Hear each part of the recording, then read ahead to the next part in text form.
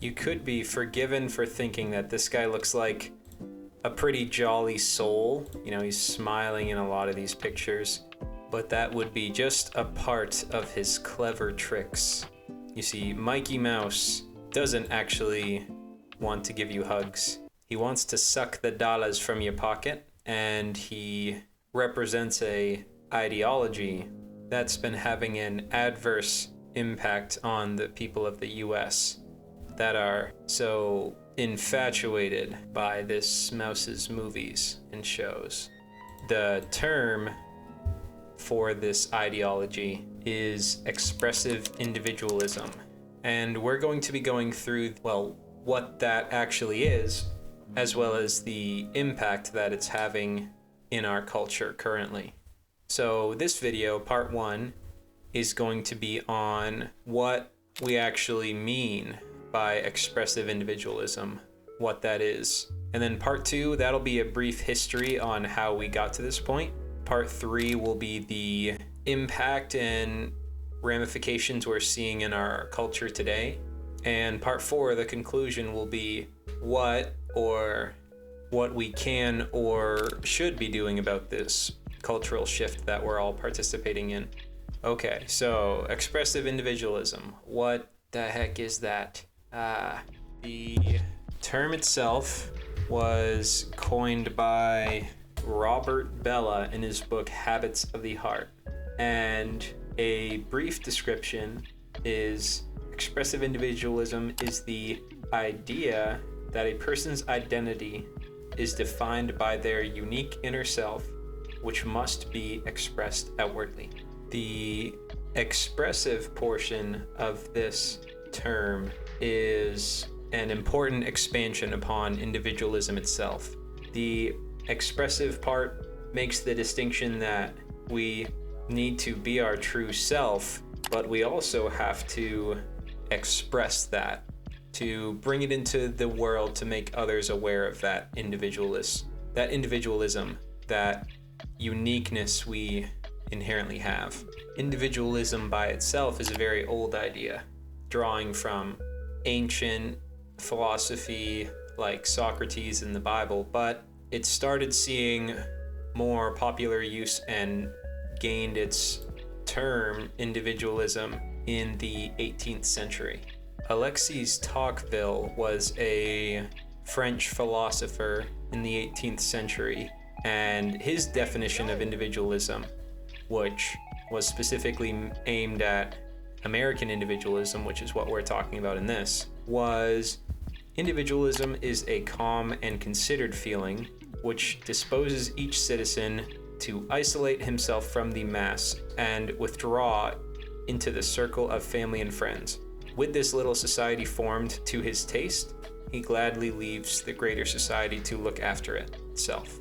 Some of the slogans that go hand in hand with this ideology that you've probably seen tossed around in a bunch of different ways are: you, be true to yourself, follow your heart, and find yourself.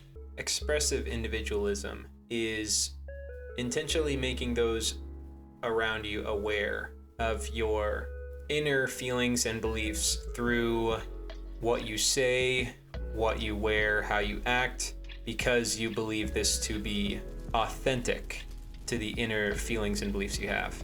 And that's an important clarification to make, I would say, for expressive individualism. You have these thoughts and feelings.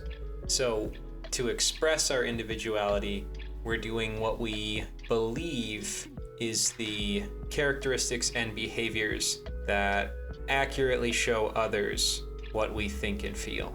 And if we're taking a page out of Mikey Mouse's book, you know, this isn't a hobby, or this isn't some casual thing that everybody does as a part of existing. This is the primary purpose of your life, to define your uniqueness, express it in a way that you see fitting, and do that at the expense of all else or all others that would argue differently.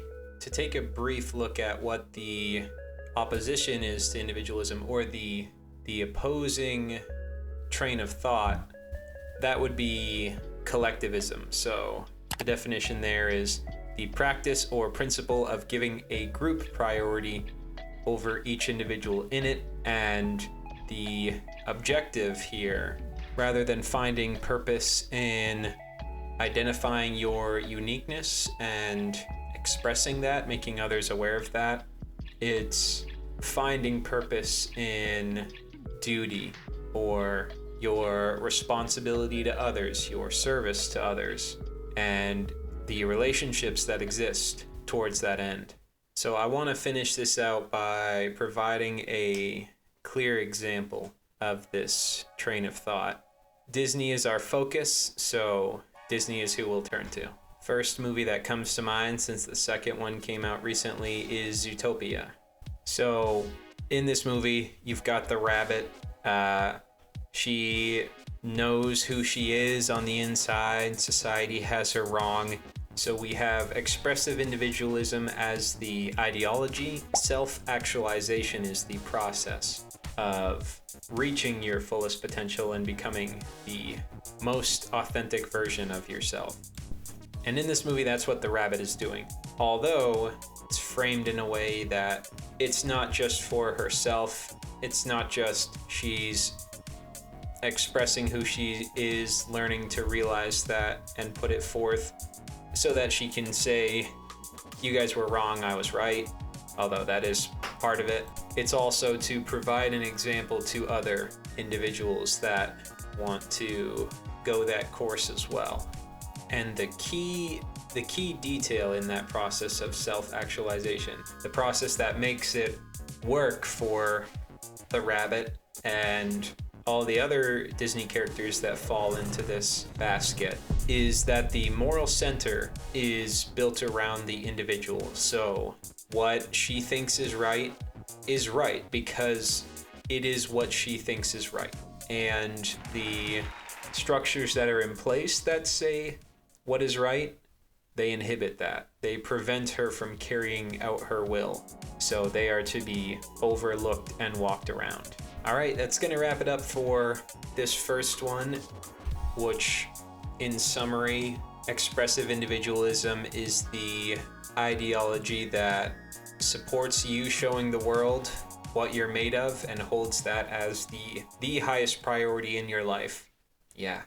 And next time we'll look at what led to this being the dominant train of thought in at least American storytelling. And I'll give you a warning, I'm not a historian myself, so I'll try to keep it brief. All right, that's it. See ya.